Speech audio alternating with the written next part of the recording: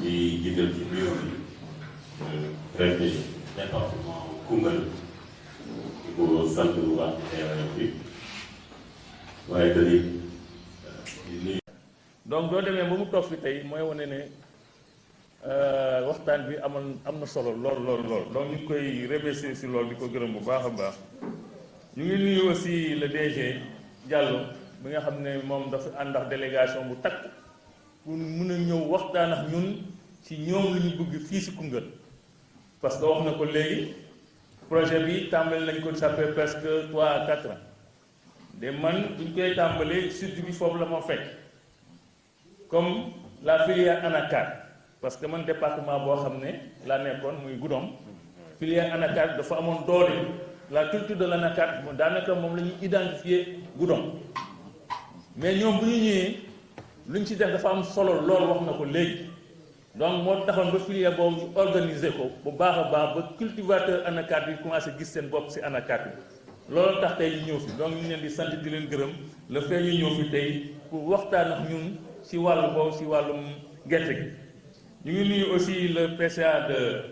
Convec moom nga xam ne moo ñu fi dalal di nuyu aussi le chef d'agence de la LBA monsieur Souane ba nga xam ne moom aussi ci système bi daf ci am solo lool moo tax mu ñëw toog fi ñu nuyu aussi le chef de service du commerce moom aussi dañ ko fi waxoon mu ñëw fi parce que loolu aussi da koy intéressé parce que daanaka moo yore commerce fii ci département bi donc loolu moom mu ngi ñu ngi nuyu aussi agriculteurs yi mooy béykat yi commerçants yi ak transformateurs yi ak transformatrices yi fi ñëw ñëpp parce que li ñuy waxtaanee léegi di ngeen gis ne amal na leen solo bu baax a baax du ma gudd la garder ko bu baax yooyu yëpp mu am ay problème donc état bi ne léegi dañuy uti yeneen solution pour def li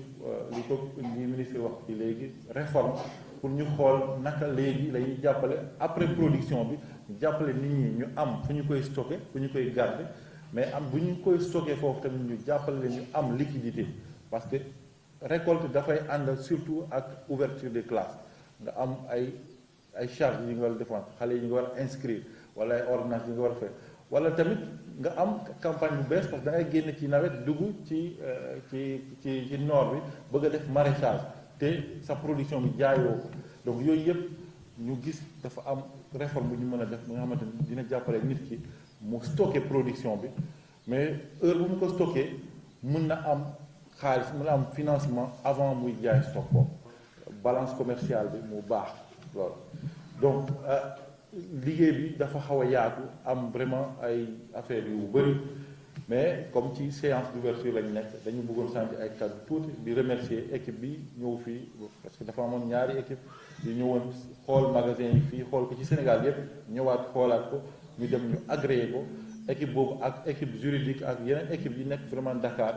ba def comme comité d'agrément yi ñu ñëpp maa ngi leen di remercier mooy suñu équipe yi di leen remercier di leen gën a ñaax ñu continuer liggéey bi après Koungheul dañuy demaat yeneen région pour def foofu ouverture magasin yi te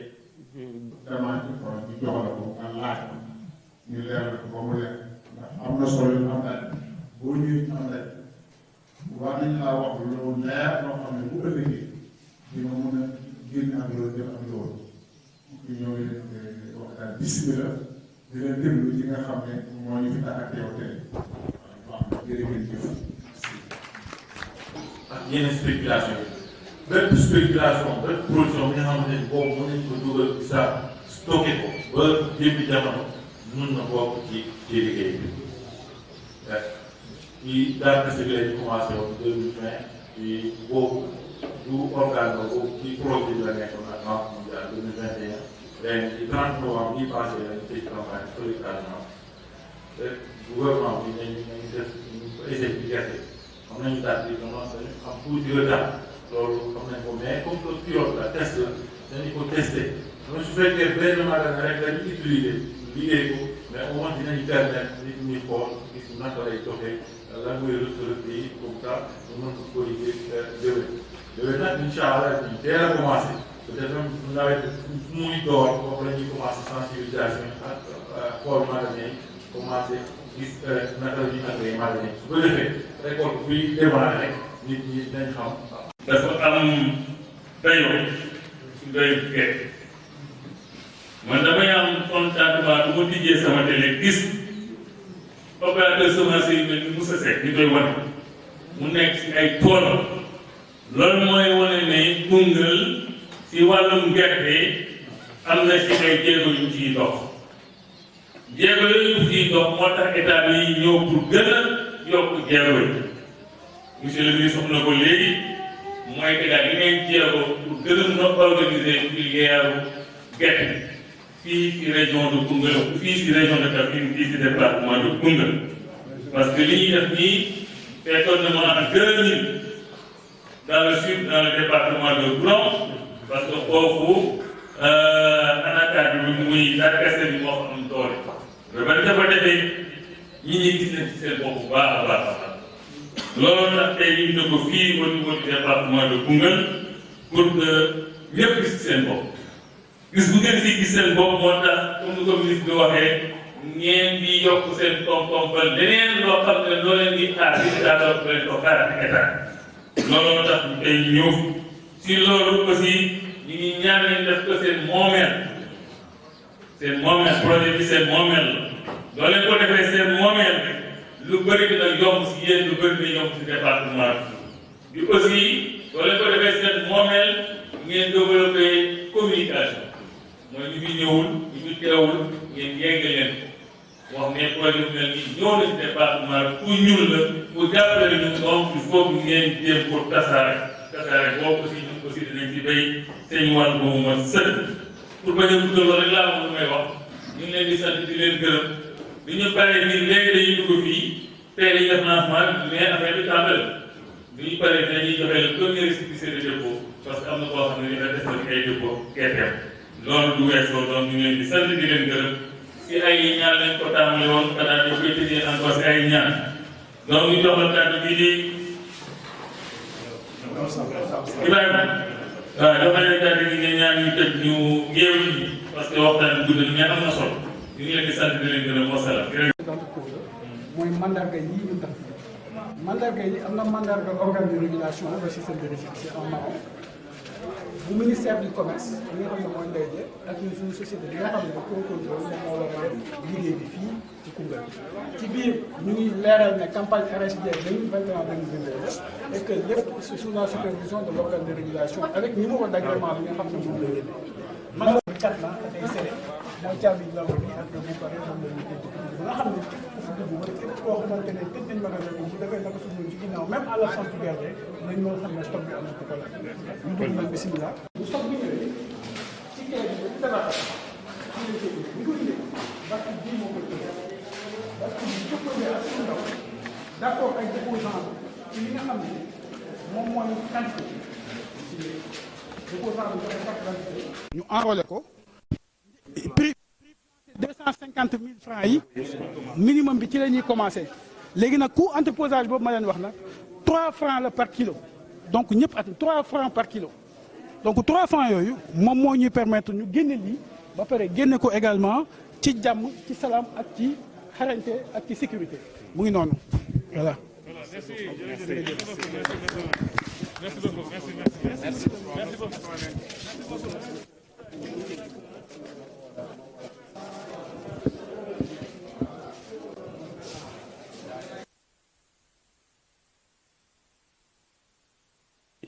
Ce qu'on peut gagner, c'est d'abord de la croissance économique. La croissance économique qui est là et que nous perdions dans le temps, depuis plus de 60 ans, nous perdons énormément au change, surtout les agriculteurs qui sont aujourd'hui les plus démunis, les moins nantis dans ce pays. Et alors qu'un agriculteur, s'il est encadré et s'il a toutes les dispositions commerciales qui lui permettent de rentabiliser sa production, l'agriculteur, le paysan peut faire comme tous les hommes d'affaires, payer les études de ses enfants, aller en vacances dans des hôtels, aller à Paris, visiter les grandes villes, rentrer dans les grands magasins et soigner son confort Je pense que cela sera possible avec cet instrument. D'abord, croissance économique, mais changement, cadre de vie, conditions de vie, pardon, des populations. Mais au-delà de ça aussi, l'impact direct, je dis même pas indirect, c'est la lutte contre la pauvreté.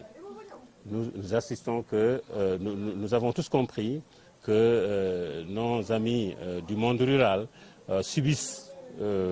vraiment les contre-coups des maladies, de la santé, de l'éducation, des fois, les ouvertures des classes se présentent, il faut inscrire les élèves, des fois aussi c'est les grandes fêtes auxquelles il faut participer, et tout cela avait contribue même à réduire les forces économiques des paysans. Et avec ce système d'entrepôt, ce système de régulation, nous trouvons enfin un moyen, nous donnons un moyen, le président de la République même donne un moyen aux paysans, un moyen de se financer sans pour autant perdre sa production. Ba tey vraiment di ci gërëm bu baax président de la République bi nga xam ne du jóg di dindi loxoom toujours loxoom mi ngi ci biir baykat yi di xool toujours ay pexe yoo xam ne dina ko jëmale ci dundeel baykat yi ak li ñuy liggéey mu leen jëriñ. Pexe yooyu nga xam ne mu ngi koy saa yu nekk di ko saytu moo andi lii tey ministre du commerce aussi dégg wax ji. ñi koy jàppale ci liggéey bi aussi directeur généraux yi nga xam ne ki leen ci fii représenté muy Diallo nga xam ne moom moo yor lépp lu jëm ci commerce intérieur ak directeur des opérations ñoom ñëpp ñu dégg tamit ndigal boobu ñu jëfe aussi réforme bi dañuy wax ne dëkk lu koy doxal mooy ay réforme moo ci gën a jafe tey jii réforme moo andi lii yëpp te lii xeetu njureel li ci nekk mooy que ne dafay wàññi ndóol ci gox bi parce que dina permettre baykat bi lépp lu mu bay fu mu amee ñaar fukk bu ñëwee fii jëflante ak ñoom bay loolu noonu mën na ko andil ñeent fukk ba juróom-benn fukk te loolu it li ko andil rek mooy ca jaay ba dañuy jënd bay ba pare ñu taxaw jënd ko ci ay njëg yu yomb loolu lañ leen di bañal pour que bu ñu bayee ñu andi déposer ko fii bu ñu ko fi déposer ñu jox leen ab këyit boo xam ne daanaka xaalis lay nekk te seen produit bi dina fi nekk toujours te ñu ne këyit boobu tamit bu nga ko yóbbu ci banque bi mu lebal la xaalis boo xam ne boo koy fay du am benn problème te du am sax ay intérêt yoo xam ne dina la sonal te mun nga ko fay ba pare amaat intérêt amaat beneen bénéfice boo xam ne encore na nga ko ciy tegaat kon kay je pense que coono jeex na te tey jii fi ñu war a jëm mooy baykat bi warutul xaar fii ak fukki at juróomi at ba fukki at baykat bi waratul xaar état bi di ko jox ay tracteur di ko jox ay jiw di ko jox ay engrais war na mun a taxawaay bu dëgër boo xam ne su soxlaa engrais dina ko am su soxlaa moom ci boppam ay matériel dina dem jëndal ko boppam dina war na mun a dem sax bay gas ay forage di irriguer ay terrain di bay gerte noor. chinois yi ñëw di ko def di dem naam sax exporté baax na waaye am na xeetu njëriñ yu bari yoo xam ne ñun mën nañ ko fi jël tiire ko mu resté ci ñun resté ci population train bi sax nga xam ne ci lañ nekk tamit di yëngatu te président de la république dénk ñu pàcc boobu gëm nañ ne tamit bu commencé daw dina transformer bu baax dëkk yi nga xam ne mel nañ comme Koungheul ñu ngi ci kaw raay bi te aussi national 1 bi traversé na ko parce que dëkk yi comme niñ ko faral di uutee toujours dañuy soxla mu nekk ay ville logistique mooy ville boo xam ne dafay am ay jumtukaay ay investissement yoo xam ne dina mën a stocker marchandises yi dina mën a stocker production agricole yi dina leen mën a transformer leen conditionner leen ba pare mu am possibilité aussi fu waay nekk ci monde bi mu mën a attaquer cette ville logistique marché ya fa nekk jënd produit yi dans le temps ñu livrer leen ko à distance donc ku wax aussi vendre à distance jaay ci réew yu sori jaay ci ay gox yu sori dina wax transport donc loolu lay chemin de fer di andi Koungheul nag am ci chance chemin de fer bi traversé ko rawatina sax magasin yi nga xam ne yëpp ñu ngi koy def amul benn boo xam ne sori na ci sori boo xam ne raay bi dinañu jaaxal ci transport raay bi donc ñu ngi battre ñun tamit ci communes yi pour di construire ay magasins de stockage ay magasins yu mucc ayib di woo opérateurs yi di woo coopératives yi ñoom tamit ñu jéem a fexe état bi dina def ay fonds yoo xam ne dina mën a accompagner ñu construire ay magasins encore une fois tabax magasin yooyu noonu nga xam ne du n'importe quel magasin dañ koy tabax ba pare waa commerce bi waa ministère du commerce ñëw ne la yii baax na ñu agréé la bu ñu la agréé rek daanaka yow mun nga wax ne sa liggéey mucc na ayib te dina la mën a jural ay xeetu jëriñ yu baax donc ñu ngi woo coopérative yi ñu gën a góorgóorlu ci loolu dajale seen membres yi tabax ay magasins yu mucc ayib ñu am ay capacité de stockage yu bari nga xam ne lépp lu ñu bay ci xeetu meññeef dinañ ko mën a fi denc te du yàqu te dinañ ko mën a jaay commercialiser ko ci ay prix yu baax mu jëriñ askan wi jëriñ bien population bi. loolu dinañ ci am croissance économique comme ni nga ma ko laajee léegi waaye tamit dina xeex ndóol bi nga xam ne luñ ci gën a ëpp mooy suñu mbokki baykat yi nga xam ne sonn nañ ci seen condition de vie dina tax ba bu ñu soxlaa tabaski duñ am problème duñ dem di lebi lu leen di gaañ. bu école ubbi duñ leb lu leen di gaañ bu ñu amee malade ñaanuñu ko yàlla dinañ ko mën a taxawu te duñ ci sonn saa yu ñu amee soxla dinañ ko faj te du am benn problème loolu mooy jëriñ ay xeetu njëriñ yoo xam ne état bi mu ngi ko ciy xaar te xam nañ ne fii la déparé kon Koungheul kon waa Koungheul yi nañ gën a góorgóorlu opérateurs yi góorgóorlu producteurs yi góorgóorlu jërëjëf. Aussi au soutien du préfet du département qui a bien voulu accompagner les travaux du tour. Et nous sommes aujourd'hui à l'entrepôt. Donc l'entrepôt est un nouvel instrument aujourd'hui qui est amené à être développé, à être valorisé. Donc l'organe de régulation, comme son nom l'indique, est un outil créé par l'État du Sénégal qui vient aujourd'hui aider à valoriser le travail des producteurs, à valoriser les stocks, comme notre slogan l'indique, valoriser les stocks. Parce que l'État du Sénégal a fait d'énormes efforts. Le président Macky Sall, le département du Koungheul, il y a 2 entrepôts qui sont dans le département. Dans la commune, il y a un entrepôt. Donc on a 2 autres entrepôts qu'on a agréés, mais on a aussi d'autres demandes qui sont aujourd'hui là. Il faut le rappeler que les OPS, par exemple, disposent d'énormes entrepôts, qui ont déjà eux-mêmes leurs propres entrepôts, donc des productions, mais c'est des opérateurs qui ont un grand intérêt dans ce système-là. En ce sens qu'aujourd'hui, le système leur permet de disposer de la liquidité et de ne pas attendre à ce que le client, qui généralement est l'État, vienne dans 6 mois. Le mois de mai ou le mois de juin. Donc, dès qu'ils constituent le stock, nous pouvons, avec le récépissé d'entrepôt, nos banques partenaires peuvent les donner la liquidité correspondante à ce stock-là. Ça, c'est pour les OPS. Pour les producteurs, on a dit que c'est encore intéressant pour eux, c'est le plus rémunérateur. Mais c'est dire qu'aujourd'hui, nous sommes dans une phase de lancement, mais nous avons dans les perspectives, en tout cas, nous allons vers l'ouverture de d'autres entrepôts pour permettre à ce que le maximum de personnes, parce que le département de Koungheul est un département l'un des plus importants. Kaffrine, c'est la première région qui produit aujourd'hui l'arachide et d'autres spéculations même. Peut-être que je ne vais pas citer ici, mais la région de Kaffrine est placée en première position de plusieurs spéculations et donc il est important pour nous de mettre à disposition ce système-là pour que nous puissions stocker correctement les productions, que nous puissions les vendre et mieux les vendre et que le producteur puisse avoir des prix qui sont très intéressants afin qu'il soit renforcé dans sa vie. Nous avons un entrepôt ici qui a une capacité de stockage de 200 tonnes. Nous avons d'autres entrepôts qui ont des capacités de stockage de 500 tonnes, d'autres de 1000 tonnes. Ça dépend, les entrepôts n'ont pas les mêmes tailles, mais nous prenons des entrepôts qui ont une capacité d'au moins 50 tonnes, voire plus. Et ça dépend maintenant. Et il faut le rappeler que l'État du Sénégal aussi a cette année mis dans le budget pour 4 milliards un fonds d'amorçage pour permettre aux producteurs, aux coopératives de pouvoir bénéficier d'au moins d'un amorçage de financement. Un fonds sur lequel les banques vont structurer avec les coopératives pour pouvoir vraiment construire des entrepôts qui soient modernes, qui soient aussi à la hauteur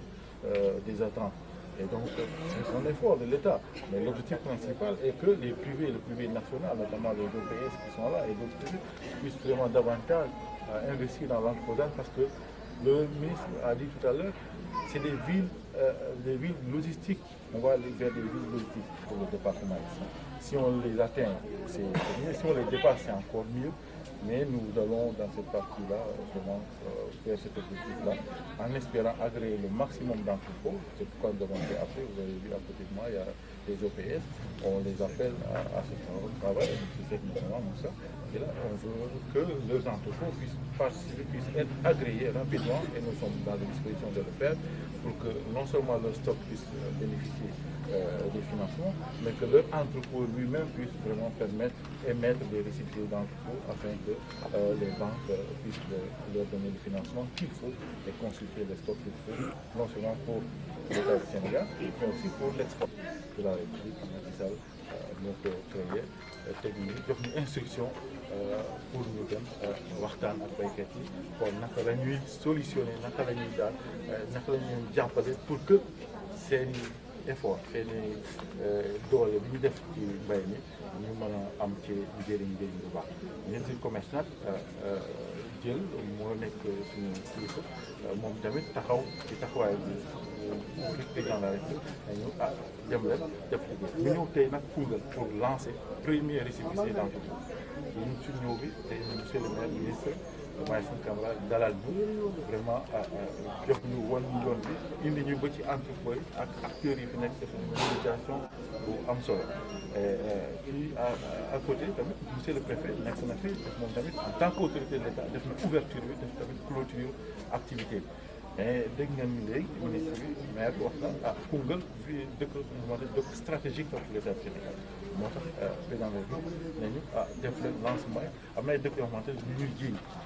te Koungheul bokk nañ ci wax moo tax ñu ñëw fii def lancement boobu te premier récépissé d'entrepôt nag mooy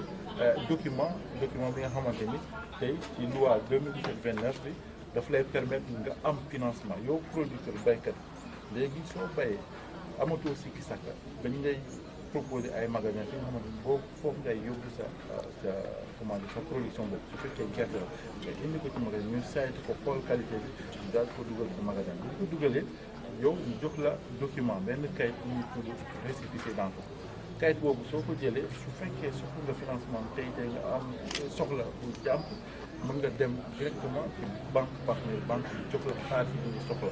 nga dem faj sa soxla boobu mais su fekkee tamit soxlawoo financement mën nga denc xaalis et récépissé bi rek nga xaar ba jëmi jamono fekkee prix yi yokk na prix yi nekk na intéressant baax na ci yow ñëwaat jaay gerte boobu tey dañ ne gerte buy dugg ci entrepôt bi ci 250 lañ ko jëlee parce que état bi la wax prix plancher mënuñu weesu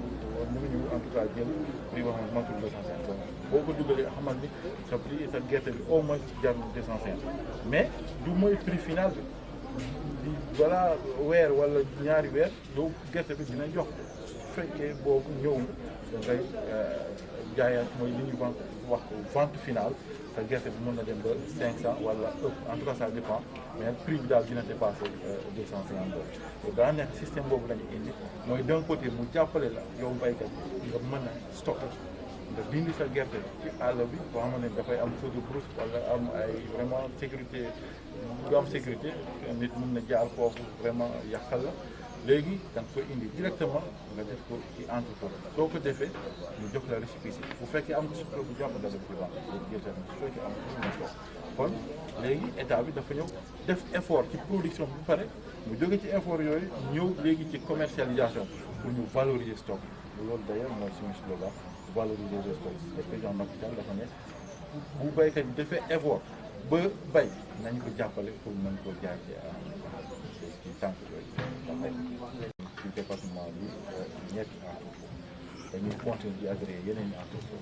opérateur stockeur yi yaa ngi fii ñoom tamit bokk nañ ci système bi dañoo bëgg ñoom tamit ñu ñëw ñu indi seen entrepôt yi daal di leen agréé pour que ñu bénéficier wu ñoom tamit ci liquidité financière boobu xaalis boobu parce que am nañ njëriñ bu bëri léegi Koungheul ville logistique moom lañ bëgg a président de la République nee na def autorail bi daf koy continuer ñëw ba Koungheul romb Koungheul dem ba Tambacounda monsieur le maire dafa taxaw pour ville boobu mu nekk ville logistique mu nekk ville boo xam tamit dina am ay entrepôt yu bëri kon ñun am nañu yaakaar mën nañu fii am ay entrepôt yu agréé yu bëri ci ay at yu néew wala ci ay weer yu néew léegi état bi dafa def effort indi 4 milliards ren ci budget mais pour jàppale coopérative yi pour ñu mën a tabax ay entrepôt loolu daf la indi fonds de démarrage fonds d'amorçage lañu indi kon coopérative nag département bi nañu taxaw tem jël suñuy coordonnées dinañ waxtaan ak ñoom naka la ñuy bokk ci fonds boobu. fonds bi dañu koy loger ci banque yi pour que coopérative yi ñu mën a xool bu fekkee am nañ seen espace am nañ seen hectare ñu am seen délibération ak mairie daal di postuler ou positionné pour ñu am ci financement yooyu te banque yi tamit taxaw nañ tem pour jàppale coopérative yi pour ñu mën a jot ci financement pour tabax seen entrepôt parce que tey boo amee entrepôt xam nga ni am nga alal am nga lu ñëw bien parce que entrepôt bu nekk léegi valeur bu rëy la parce que non seulement boo amee agrément bi di nga mën a émettre ay récépissé mais di nga mën a encaisser tamit ay coûts de stockage di nga mën a tamit denc su fekkee yow producteur bi di nga mën a denc su fekkee coopérative mën ngeen denc foofu seen production kon entrepôt yi léegi jot nañ mu am ci réew mi. di ko sant bu baax ci xeeral bi waaye tamit